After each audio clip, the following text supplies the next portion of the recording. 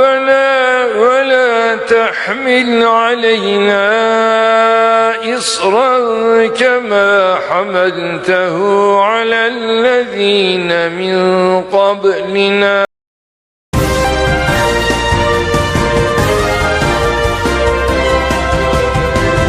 आदाब, नमस्कार, अस्सलाम वालेकुम नाज़रीन। पल पल न्यूज के न्यूज रूम से मैं हूं आपके साथ नदीम अकरम। लगातार हम लोगों की निगाह जो है वो तुर्की चुनाव पर बनी हुई है और पूरी दुनिया की निगाह जो है वो तुर्की के चुनाव पर बनी हुई है, क्योंकि जो कयास लगाए जा रहे थे उस कयास से बिल्कुल उलट तुर्की की अवाम ने अपना फैसला जो है वो दुनिया के सामने रखा है। जहां कयास ये लगाए जा रहे थे कि इस बार रजब तैयब अर्दोगान चुनाव हार जाएंगे, वो उनकी विदाई तय है, पर ऐसा कुछ भी होता हुआ इस चुनाव में दिखाई नहीं दिया, बल्कि तुर्की में रजब तैयब अर्दोगान की पार्टी जो है सबसे ज्यादा वोट पाने वाली पार्टी बन चुकी है। जहां दूसरे नंबर पर कमाल, जिनको 6 पार्टियों का समर्थन प्राप्त था, दूसरे नंबर पर वो रहे। तो वहीं जब दोनों लोग 50% वोट नहीं हासिल कर पाए तो उनके पास एक मौका था ओगान को मनाने का, जहां ओगान ने दोनों में से किसी को भी समर्थन देने से इनकार कर दिया। तो वहीं रजब तैयब अर्दोगान ने दूसरे रनरअप के लिए 28 मई की वोटिंग के लिए तैयारियां शुरू कर दी हैं। इससे पहले वो एक मस्जिद में जाते हुए दिखाई दिए। पहले इस वीडियो पर नजर डालिए। रब्बना वला तहमिल अलैना इस्रा कमा हमलतहु अला अल्लज़ीन मिन क़ब्लिना। तो दोस्तों, आपने देखा इस वीडियो को, जहां रजब तैयब अर्दोगान कुरान की सूरह बकरा की तिलावत करते हुए दिखाई दिए हैं, जहां उनकी पूरी दुनिया में एक छवि है कि वो जिस तरीके से इस्लाम को लेकर के चलते हैं वो काबिले तारीफ कदम है।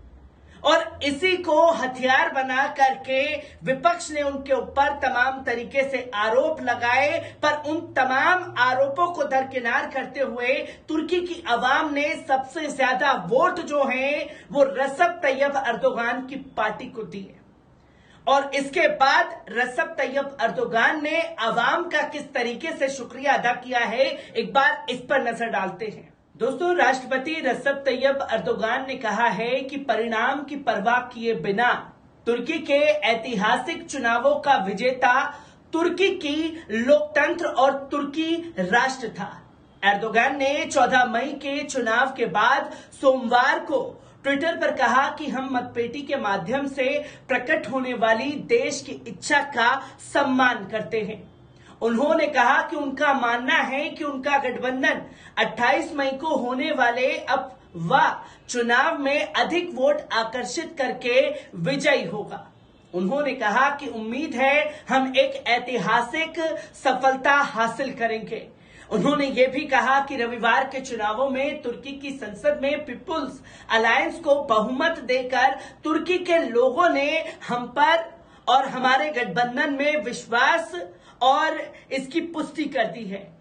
इससे पहले सोमवार को राष्ट्र के चुनाव प्राधिकरण के प्रमुख ने कहा कि रविवार के मतदान में किसी भी उम्मीदवार को स्पष्ट बहुमत नहीं मिलने के बाद राष्ट्रपति का चुनाव करने के लिए तुर्की 28 मई को दूसरे का रन ऑफ आयोजित करेगा, जहां सुप्रीम इलेक्शन काउंसिल के प्रमुख अहमद येनिर के अनुसार मतदान का पहला दौर समाप्त हो गया है। कोई भी उम्मीदवार आवश्यक 50% की सीमा को पूरा करने में सक्षम नहीं था, लेकिन अर्दोगान की पार्टी और एर्दोगान को 49.62% वोट के साथ बढ़त बना ली।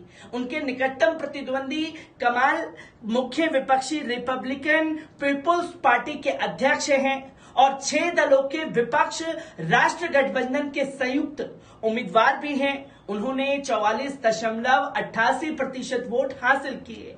दूसरी ओर में उनका सामना 28 मई को होगा। इस बीच एटीए अलायंस के सिनान ओगान को भी 5.17% वोट मिले, जबकि मुहर्रम इनस जो मतपत्र छपने के बाद पिछले सप्ताह के अंत में राष्ट्रपति पद की दौड़ से हट गए थे, उनको भी 0.44% मत मिला। येनर ने कहा कि 52.69% विदेश में तुर्की ने नागरिकों के साथ मतदान प्रतिशत 88.92% था। उन्होंने कहा कि विदेशों में डाले गए 35,874 मतपत्रों के लिए डाटा एंट्री जारी है। आपको बता दें कि 14 मई को पहले दौर में किसी भी उम्मीदवार को बहुमत नहीं मिलने के बाद तुर्की का 2023 का राष्ट्रपति चुनाव समाप्त हो गया है। रविवार को मतदान का पहला दौर समाप्त हो गया था। कोई भी उम्मीदवार आवश्यक 50% सीमा को पूरा करने में अब सक्षम नहीं था, लेकिन तुर्की के राष्ट्रपति रसप तैयब अर्दोगान ने स्पष्ट बढ़त हासिल की, जहां तुर्की के राष्ट्रपति रसप तैयब अर्दोगान ने कहा कि देश ने 14 मई के चुनावों के साथ एक और लोकतंत्र का त्योहार पूरा कर लिया है। देश को जोड़ने से देश के इतिहास में सबसे अधिक मतदान हुआ है, जो कि सुप्रीम इलेक्शन काउंसिल के प्रमुख ने भी ये बातें जो हैं लोगों के सामने रखी। जहां पहला राउंड समाप्त हुआ, जबकि एर्दोगन के मुख्य केमल को 44% वोट ही हासिल हो पाए, जिसकी तस्वीर लोगों के सामने थी। पर इस बीच केमल के बीच मुकाबला होगा 28 मई को, जो कि 2 ही लोग रहेंगे, एर्दोगन और केमल। इस बीच एटीए अलायंस के सिनान ओगान भी इस दौड़ से अब बाहर हो चुके हैं। यानी कि तुर्की के चुनाव में जो पार्टियां राष्ट्रपति चुनाव के लिए मैदान में थी, अब वो तमाम पार्टियां हट जाएंगी। सिर्फ 2 ही लोग सामने रहेंगे, एर्दोगन और केमल। और जो वहां 50% से अधिक वोट हासिल करेगा, वो तुर्की का राष्ट्रपति बनने जा रहा है, जिसको लेकर के एर्दोगन ने साफ संकेत भी दे दिए हैं कि उनकी पार्टी विजयी होने जा रही है। जहां जीतकर सीटें 213 हासिल की। येनर ने कहा कि 52% विदेश में तुर्की के नागरिकों के साथ मतदान प्रतिशत जो है वो भी बढ़ा है, और सबसे ज्यादा विदेशों में रहने वाले जो तुर्की के लोग हैं, उनकी पसंद एर्दोगन रहे हैं, और उन्हीं के वोट मार्जिन से 49.52% रसप तैयब अर्दोगान बहुमत हासिल करे हैं। 1994 के चुनावों के बाद से देश में सबसे अधिक मतदान में से एक है। परिणाम तुर्की के एक मजबूत लोकतंत्र होने के मजबूत संकेतकों में से एक है। ये दर्शाता है कि देश के मतदाता अपने चुनावी विकल्पों को व्यक्त करने से डरते नहीं थे। हफ्तों तक चले प्रचार अभियान के बाद रविवार को 2 मुख्य उम्मीदवारों के बीच कड़ा मुकाबला हुआ। देश में मतदाताओं के लिए कुल 19,22,000 मतपेटियां स्थापित की गईं। प्रत्येक मतदाता ने 2 मतपत्र डाले, एक राष्ट्रपति के लिए, दूसरा संसदीय प्रतिनिधियों के लिए, जिनमें से सभी 5 साल की सेवा के लिए तैयार हैं। चुनावों में 30 से अधिक राजनीतिक दलों और 150 से अधिक स्वतंत्र संसदीय उम्मीदवारों ने भाग भी लिया। इस बीच चल रहे 5 बहुदलीय ब्लॉक थे: people's alliance, nation alliance, ATA alliance, labour and freedom alliance और सोशलिस्ट यूनियन अलायंस, जो कि रविवार को मतदान सुबह 8 बजे शुरू हुआ और शाम को 5 बजे जो है वो समाप्त हुआ।